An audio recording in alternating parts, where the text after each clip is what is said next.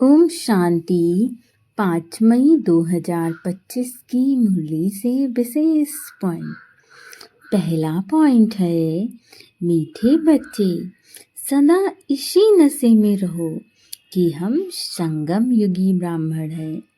हम जानते हैं जिस बाबा को सब पुकार रहे हैं वो हमारे सम्मुख है। अर्थात हमें कितनी खुशी होनी चाहिए, हम हमेशा कितनी खुशी में डूबे हुए होने चाहिए कि इस संसार में कितनी व्याकुल अशांत आत्माएं हैं, कितनी ऐसी आत्माएं हैं जो अपनी समस्याओं का समाधान ढूंढ रही हैं और ना जाने कहाँ कहाँ भटक रही हैं, परंतु उन्हें कहीं एक सच्चा दरबार नहीं मिल रहा है। और हम कितने भाग्यशाली बच्चे हैं परमात्मा के कि हमें बाबा का ज्ञान मिला, बाबा का परिचय प्राप्त हुआ कि परमात्मा कौन है, वो कैसे इस धरा पर आया हुआ है। और उन्होंने हम बच्चों को इस संगम युग में चुना, हम बच्चों को ब्राह्मण आत्माएं बनाया। तो हमारा कितना भाग्य है, कितना सौभाग्य है कि हमें तो स्वयं निराकार परमात्मा ने चुना।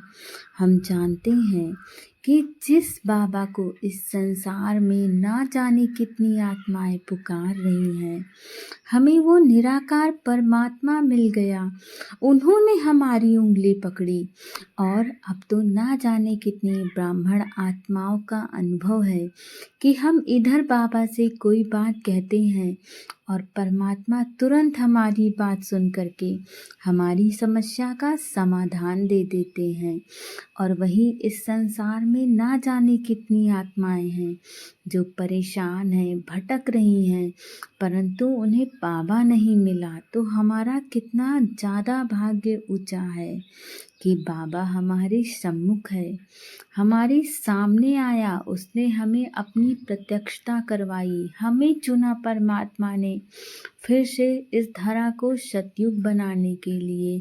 तो हम सोचिए हमारा भाग्य कितना है, हम कितनी विशेष आत्माएं हैं जिसे अगर स्वयं परमात्मा ने चुना हो।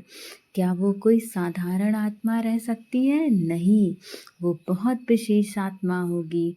तो हमारा भाग्य बहुत ऊंचा है। सदा इसी खुशी में नाचते रहिए और हमेशा अच्छे कर्म करते रहिए, क्योंकि हमारे अच्छे कर्मों की ही वजह से हमें परमात्मा ने चुना है। हमें बाबा ने अपना भाग्य दिया है, अपनी कलम सोने की स्वयं दी है कि हम अपना भाग्य खुद लिख सकें। वो इसीलिए क्योंकि हमने ज़रूर कुछ अच्छा किया होगा जिसकी वजह से हमें परमात्मा ने चुना। अगला पॉइंट है, योग की ऐसी स्थिति बनानी है जो दृष्टि से ही किसी को शांत कर दे, एकदम सन्नाटा हो जाए। इसके लिए अशरीरी बनने का अभ्यास करो। अर्थात हमारी अवस्था योग की इतनी ज़्यादा शक्तिशाली होनी चाहिए कि हमारी नज़रें जिस आत्मा पर पड़े वो आत्मा नज़रों से ही हमारी निहाल हो जाए।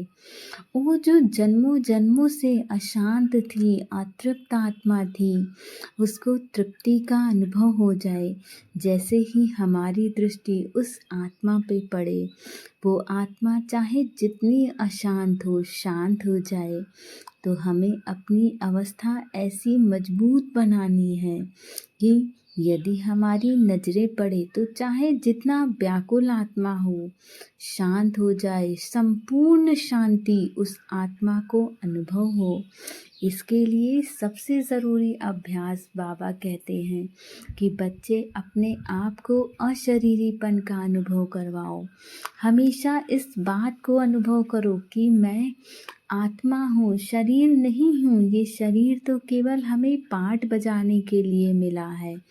तो यदि पाठ बजाने के लिए मिला है तो जैसे हमारा पाठ पूरा होगा ये शरीर समाप्त हो जाएगा, परंतु हमारी आत्मा एक एनर्जी है, परमात्मा का अंश है। वो सदा अजर अमर अविनाशी है, वो कभी नहीं समाप्त होने वाली है। तो यदि हम उसको अनुभव करते हैं तो परमात्मा की दी हुई गुण और शक्तियाँ हमेशा हमारे साथ ही मर्ज रहती है। और यदि हमें हर समय इस बात का याद हो, इस बात का भान हो कि हम परमात्मा का अंश हैं, जो परमात्मा की शक्तियाँ हैं वो हमारे अंदर भी हैं, तो शायद हम कुछ भी गलत कर्म नहीं करेंगे। हमारा भाग्य बहुत ऊंचा बनता जाएगा। अगला पॉइंट है, ज्ञान के सच्चे नशे में रहने के लिए याद रहे कि हम संगम युगी हैं।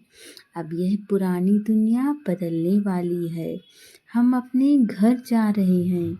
श्रीमत पर सदा चलते रहना है, चूक चान नहीं करना है। अर्थात यदि हम ज्ञान के सच्चे नशे में रहेंगे तो हमसे पहली बात कोई भी बुरे कर्म नहीं होंगे। जैसे कितनी बार ऐसा होता है कि हम कहते हैं कि बाबा हम ये करना नहीं चाह रहे थे परंतु मुझसे हो गया। ऐसा क्यों हुआ? क्योंकि हमें बाबा की याद नहीं थी। बाबा की याद माना, बाबा का ज्ञान, बाबा की याद ही है जो हमें बहुत मजबूती से हर सिचुएशन में स्थिर रखती है। हमारी स्थिति डगमग नहीं होती है। हम बहुत सरलता से जीवन की बड़ी से बड़ी समस्या को पार कर लेते हैं। तो यदि हमें ज्ञान के सच्चे नशे में रहना है तो हमें बाबा को याद करना होगा और ये बात भी याद रखना होगा कि हम संगम युगी ब्राह्मण हैं।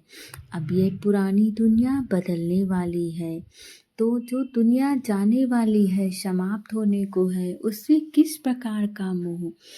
और अब हमें अपने घर जाना है, बाबा के घर परम धाम स्थिति में अपने आप को स्थिर रख परम धाम का निवासी अनुभव करना है।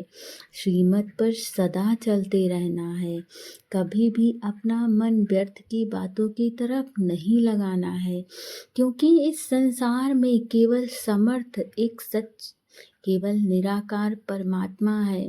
सब कुछ व्यर्थ है। यकीन मानिए, हम इस संसार में केवल यहाँ की चीज़ों में फंस जाते हैं, अन्यथा इस संसार में उस परमात्मा के अलावा सब कुछ झूठा है। और जब आप उसके साथ अपना ऐसा रिश्ता अनुभव करते हो तो आप इस संसार की हर समस्या को यूँ सरलता से पास कर लेते हो। आपको इस संसार की चीज़ें ज़रा भी परेशान ही नहीं करती हैं। आप अपने आप को उस अचल और अडोल स्थिति में स्वयं अनुभव करते हो। अगला पॉइंट है, परमात्म मिलन द्वारा रूह रिहान का सही रिस्पॉन्स प्राप्त करने वाले बाप समान बहुरूपी भव। अर्थात जैसे बाप बहुरूपी है, सेकंड में निराकार से आकारी वस्त्र धारण कर लेते हैं, ऐसे आप भी इस मिट्टी की ड्रेस को छोड़ आकारी फरिश्ता ड्रेस, चमकीली ड्रेस पहन लो, तो सहज मिलन भी होगा और रूह रिहान का क्लियर रिस्पॉन्स समझ में आ जाएगा। क्योंकि यह ड्रेस पुरानी दुनिया के वृत्ति और वाइब्रेशन से, माया के वाटर या फायर से प्रूफ है। तो जब हम अपने आप को आत्मा समझते हैं तो इस संसार की चीज़ें हमें प्रभावित नहीं करती हैं, चाहे माया हो। और पता है, माया बहुत अनेक अनेक रूपों में आती है, हमें हमारी स्थिति से नीचे उतारने के लिए। परंतु जब हम निराकार वाला ड्रेस पहनते हैं तो उससे हमें माया परेशान ही नहीं कर पाती है, इसमें माया इंटरफियर ही नहीं कर सकती है। अगला पॉइंट है, दृढ़ता असंभव से भी संभव करा देती है। अर्थात यदि हम चाहते हैं अपनी चीज़ों को सत्य करना, हम जो सोच रहे होते हैं, यदि हम चाहते हैं कि वो सत्य हो जाए, हमारे जीवन में सब कुछ अच्छा हो।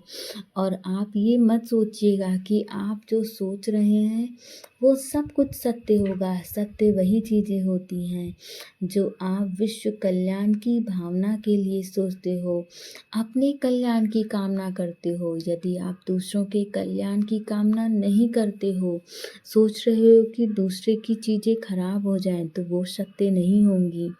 परंतु हम सब यदि एक सच्चे परमात्मा के बच्चे हैं तो हम सब अपने जीवन में सफलता की ऊंचाइयों को छूना चाहते हैं। तो बाबा ने आज उसका भी हमें चाबी दे दिया है कि अपने आप में दृढ़ता रखते हो यदि आप किसी भी चीज़ को लेकर के तो आपकी सफलता निश्चित है। असंभव भी संभव हो जाता है यदि आपके मन में दृढ़ता है। ओम शांति।